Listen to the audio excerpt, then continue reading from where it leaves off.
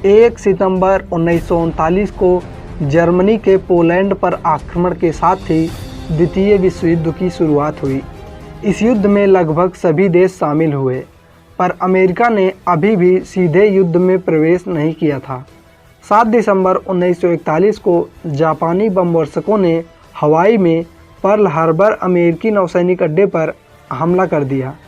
Japan ने इस हमले को 2 फेज में अंजाम दिया था।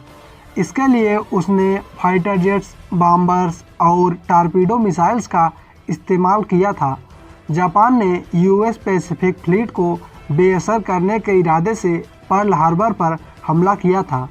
इसी बमबारी के साथ ही जापान ने अमेरिका और ब्रिटेन के खिलाफ जंग का ऐलान कर दिया। अमेरिका के तत्कालीन राष्ट्रपति फ्रैंकलिन डी रूजवेल्ट ने 7 दिसंबर 1941 को कलंक का दिन कहा। हमले के दूसरे ही दिन यानी 8 दिसंबर 1941 को अमेरिका भी सेकंड वर्ल्ड वार में शामिल हो गया। उसने भी जापान के खिलाफ जंग का ऐलान कर दिया।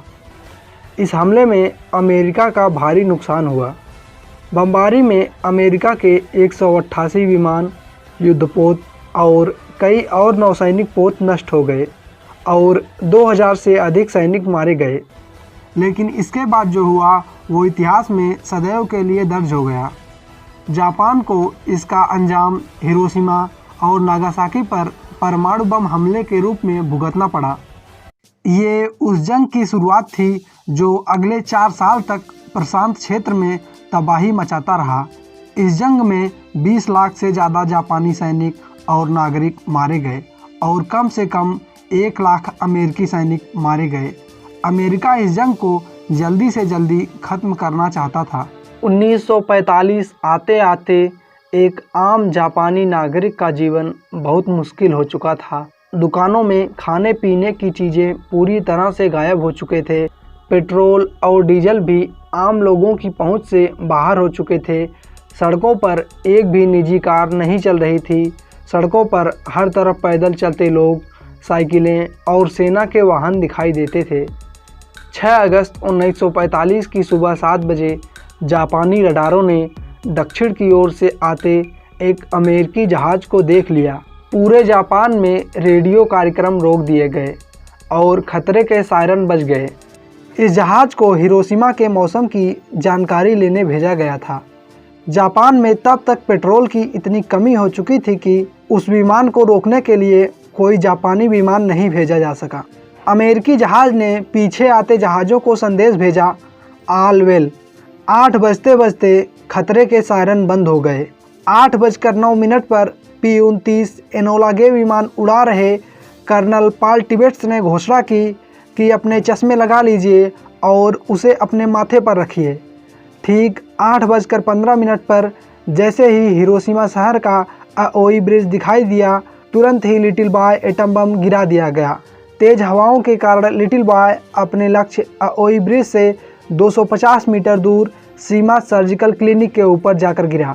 बम फटते ही हिरोशिमा के लोगों पर क्या बीती, क्रैग कोली ने अपनी किताब Nagasaki the massacre of the innocent and unknowing में लिखा है।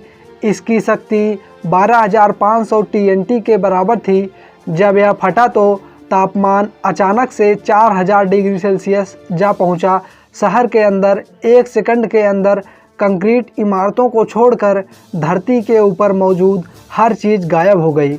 विस्फोट का असर इतना तेज़ था कि जहां पर बम फटा उससे 15 किलोमीटर दूर हर चीज़ नष्ट हो गई।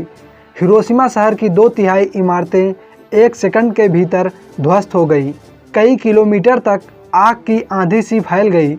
एक क्षण में हिरोशिमा शहर की कुल आबादी 2,50,000 के 30% यानी कि लगभग 80,000 लोग तुरंत ही मारे गए।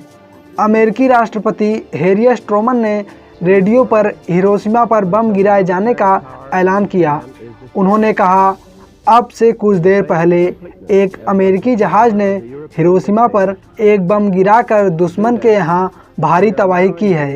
ये बम 20,000 TNT क्षमता का था और अब तक इस्तेमाल में लाए गए सबसे बड़े बम से 2000 गुना ज़्यादा शक्तिशाली था। इस बम के साथ ही हमें हथियारों की श्रृंखला में एक नया क्रांतिकारी विध्वंसक हथियार मिल गया है जो हमारी सेनाओं को मजबूती देगा।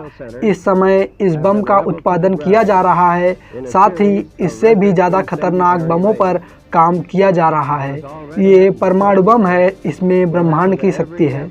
जापान के 37 वर्षीय स्थानीय पत्रकार सातोशी नाकामुरा भाग्यशाली थे कि उन्होंने उस दिन हिरोशिमा से थोड़ी दूर अपने दोस्त के यहाँ रात बिताई थी। हिरोशिमा पर हुए परमाणु बम धमाके की वजह से वो ज़मीन पर गिर पड़े और उनके चेहरे को टूटे शीशों ने घायल कर दिया। उन्होंने अपनी साइकिल उठाई और हिरोशिमा की तरफ बढ़ने लगे। वो हिरोशिमा की बर्बादी देखने वाले जापान के पहले पत्रकार थे। उन्होंने डोमी समाचार एजेंसी के ओकायामा दफ्तर में पहला डिस्पैच डिक्टेट कराया। 8:16 पर दुश्मन के 2 विमानों ने हिरोशिमा पर एक खास बम गिराया है। हिरोशिमा पूरी तरह से बर्बाद हो चुका है और करीब 1,70,000 लोग हताहत हुए हैं। जब डोमी के ब्यूरो चीफ ने ये सुना तो उन्होंने नाकामुरा से कहा, ये सच नहीं हो सकता कि एक बम से हिरोशिमा में इतने लोग मारे गए। उन्होंने उनसे कहा कि वो अपनी रिपोर्ट में हताहतों की संख्या बदल दें क्योंकि सेना इसे मानने से इनकार कर रही है। नाकामुरा ने फ़ोन पर चिल्लाते हुए कहा, सेना मूर्ख है।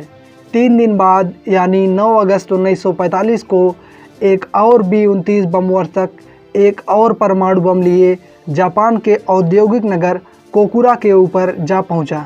विमान के कप्तान लियोनार्ड चेसर ने बताया, हमने उड़ान भरी। जब हम मुख्य निशाने पर पहुंचे तो वहां पर बादल थे। तभी हमें इस जगह को छोड़ने का संदेश मिला और हम दूसरे लक्ष्य की ओर बढ़े जो कि नागासाकी था।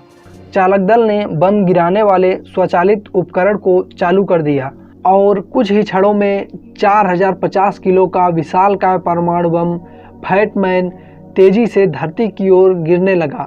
52 सेकंड तक गिरते रहने के बाद 11:02 पर बम पृथ्वी की सतह से टकराया। बम गिरने के केंद्र बिंदु से 1 किलोमीटर क्षेत्र की एक एक चीज या तो भाप बनकर उड़ गई या तो कार्बन बन गई। इस हमले में लगभग 74,000 लोग मारे गए और इतनी ही संख्या में लोग घायल हुए। क्रैग कोली ने अपनी किताब Nagasaki the massacre of the innocent and unknowing में लिखा है, तब तक लोगों ने परमाणु बम का नाम तक नहीं सुना था। उन्हें लगा आसमान में सूरज फट गया है। इन हमलों से निकले रेडिएशन से इसके बाद के महीनों और सालों में और हजारों जापानी नागरिक मारे गए। नागासाकी पर हमले के 5 दिन बाद जापान ने अमेरिका के आगे बिना शर्त समर्पण कर दिया और इसी के साथ ही द्वितीय विश्व युद्ध समाप्त हो गया।